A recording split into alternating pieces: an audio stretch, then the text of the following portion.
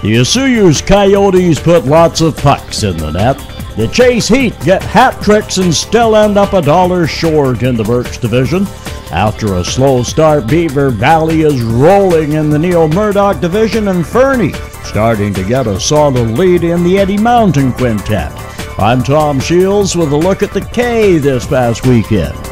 Osuyu's Coyotes' Aaron Azevedo had a weekend to remember. A goal and 4 assists in a 7-2 romp in Revelstoke Friday. Then 3 goals and 3 assists the next night as the Coyotes wiped the glow off Golden with a 10-2 shellacking. Troy McLeese also got 3 goals and 3 assists in that game. Golden, though, fared a little better on Friday night. Braden Alkins firing the winner for a 3-2 overtime win in Summerland. He got that 4 minutes into overtime. But Summerland skated to a Sunday afternoon 4-1 win over the Knights at North Okanagan. All 5 goals of that game coming in the third period. In the Birch Division, we might be calling them the hard luck Heat, as Chase gets hat tricks, but they're all in losing causes. Cody Hodgins, again, with the natural hat trick, his second of the season yet. The Heat lose 6-5 in overtime to 100 Mile House when Austin Turner scored with 15 seconds left in the first overtime period. That was Friday night. Saturday night, it was Connor Van who nailed the hat trick for the Heat. But it was Brian Lubin's second goal of the game 39 seconds into the second overtime period that gave Castlegar the 5-4 overtime win. Beaver Valley had a slow start to the season, but the Nighthawks have their engines revved up. They wiped Spokane 6-1 in Spokane, then blanked the Columbia Valley Rockies 3-0. Nelson also showed no mercy to the Braves with an 8-0 win, also in Spokane. The Braves giving up 18 goals at home while only scoring 1. Nelson also beat Creston Valley 5-2 in the Thundercat Arena. Tyler Fife got 2 goals in the third period for the Cats, but the comeback fell short. Fernie edged Kimberly 2-1 in the big game in the Eddie Mountain Division, and then lost 4-0 in Creston, although outshooting the Thundercats 34-20. Fernie got a Sunday win 4-1 over Princeton, led by Sam Plaquin's 2 goals, but the big win for Princeton came on Saturday night with a 5-1 in Kimberly, led by Curtis Klinger's 3-goal performance. Columbia Valley gained a point in an overtime loss in Creston as Leanne Miller-Janot scored 3 minutes into the second overtime period for the Thundercat victory. Grand Forks have one game this weekend, a 4-0 win over the Columbia Valley Rockies. Cole Zimmerman scored on a power play with just over 7 minutes to go, and that was the winner for 100 Mile House at Revelstoke, although the Grizzlies had the better of the action. Sycamoose defeated the Kelowna Chiefs 4-2 as Tyson Taylor scored 2 for the Eagles. Kelowna came up with a 3-1 win in North Okanagan.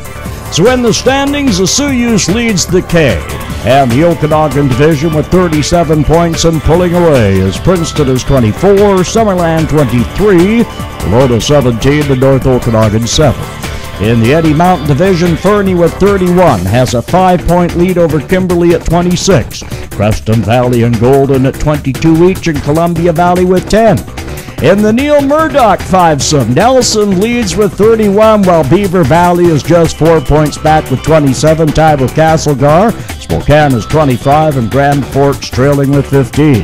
The tightest race is the Doug Birch Division, where Sycamoose has taken over the lead, 26 points to 24 points for Kamloops. 100 Mile House with 22, Revelstoke with 20, and Chase at 19. Kamloops was idle this weekend as the Four Nations Cup was played in Kamloops, and congratulations going out to the Canadian women's hockey team in their shootout win for the gold medal over the USA. Well, let's look at the KIJHL scoring race, and an 11-point weekend has vaulted Osuyu's Coyotes' Aaron Azevedo into a tie with Grand Forks' Max Newton for third spot, each with 33 points, one behind Reiner Glimpel of Osuyu's with 34. The leader, though, Castlegar's Brian Lubin with 36 points. In the goaltending department, Alex Kahn, presently listed as inactive, leads with a 2.22 goals against average.